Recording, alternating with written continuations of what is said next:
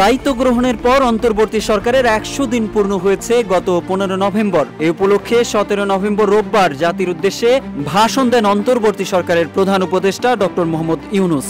ভাষণের শুরুতে প্রধান উপদেষ্টা মহান মুক্তিযুদ্ধে শহীদ ও জুলাই আগস্ট গণঅভ্যুত্থানে শহীদ ও আহতদের কথা স্মরণ করেন। ভাষণকালে প্রধান উপদেষ্টা জানান, কেবল জুলাই আগস্টের হত্যাকাণ্ডই নয়, গত ১৫ বছরের সব অপকর্মের বিচার করবেন।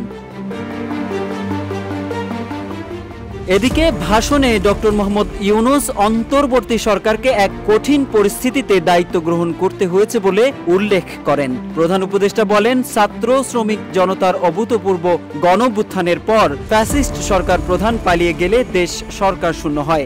পুলিশ প্রশাসনও এ সময় সম্পূর্ণ নিষ্ক্রিয় হয়ে পড়লে উদ্বেগজনক এক পরিস্থিতির সৃষ্টি হয়। লেবুর সুঘ্রাণ আরো বেশি, ত্বকের যত্ন আরো বেশি, চলে আরো বেশি। আপনার পকেটে কি বিদেশি না বাংলাদেশি?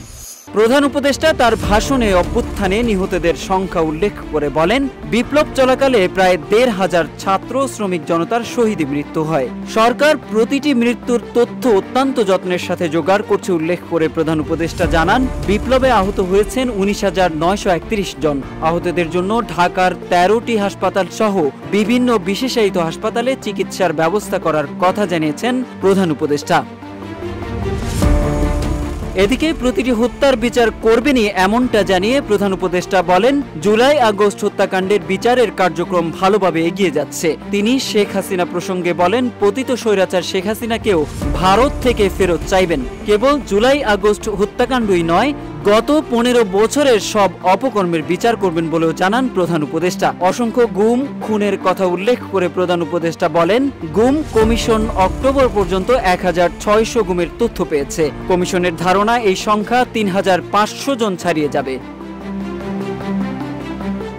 জাতিসংঘ জুলাই আগস্ট হত্যাকাণ্ডের তদন্তে সহযোগিতার হাত বাড়িয়ে দিয়েছে উল্লেখ করে প্রধান উপদেষ্টা বলেন, ডিসেম্বরের প্রথম সপ্তাহেই জাতিসংঘের রিপোর্ট হস্তান্তরের প্রতিশ্রুতি রয়েছে। ভয় ডরহীন ভাবে গুম খুনের শিকার পরিবারকে অভিযোগ করার আহ্বান জানান প্রধান উপদেষ্টা। এসব অপকর্মের সাথে জড়িতরা যতই শক্তিশালী হোক, তাদের ছাড় দেওয়া হবে না বলে উল্লেখ করেন প্রধান উপদেষ্টা। কেবল দেশে নয়, গুম খুন ও জুলাই আগস্ট গণহত্যার সাথে জড়িতদের আন্তর্জাতিক আদালতেও বিচারের উদ্যোগ নেওয়ার কথা জানান সরকার প্রধান। এদিকে প্রায় ৪০ মিনিটের এই ভাষণে প্রধান উপদেষ্টা দেশকে গণতান্ত্রিক ধারায় ফেরাতে প্রয়োজনীয় সংস্কার শেষে দ্রুতই নির্বাচনী রোডম্যাপ ঘোষণা করার কথা জানান।